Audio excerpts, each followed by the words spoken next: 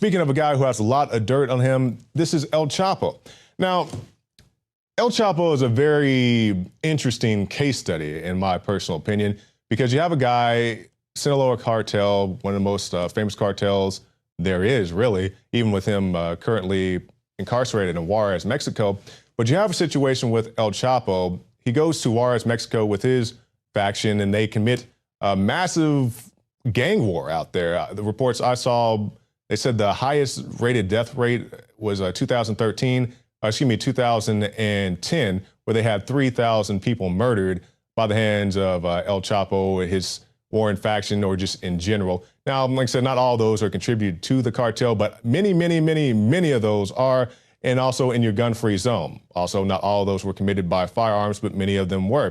And now we see that the wife of El Chapo is saying that he needs more humane conditions. And I think this is very interesting for a guy who has committed such horrendous crimes. But they say a former beauty queen, which is his wife, and a U.S. citizen who lives in Mexico, spent several days in Washington, where she held a meeting with the Inter-American Commission on Human Rights, an arm of the Organization for American States.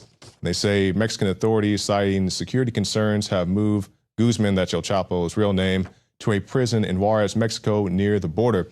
Now, thus far, they're saying that his being there hasn't brought any, real security concerns in that particular area. I understand he was moved from a different area, and he's awaiting transport here to the United States pending his trial. But I don't know if you guys ever saw that movie, Sicario.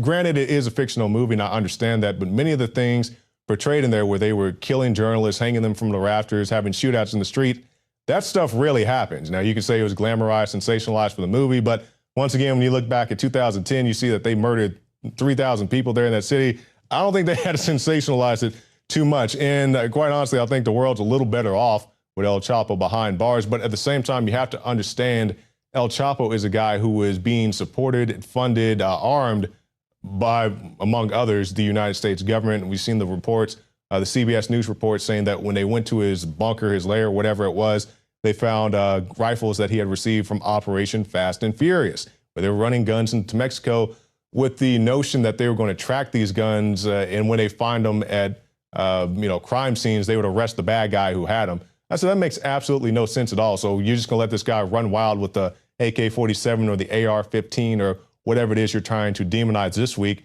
until you eventually catch up with him. And they said, yeah, Lanny Breuer stepped down, Eric Holder stepped down.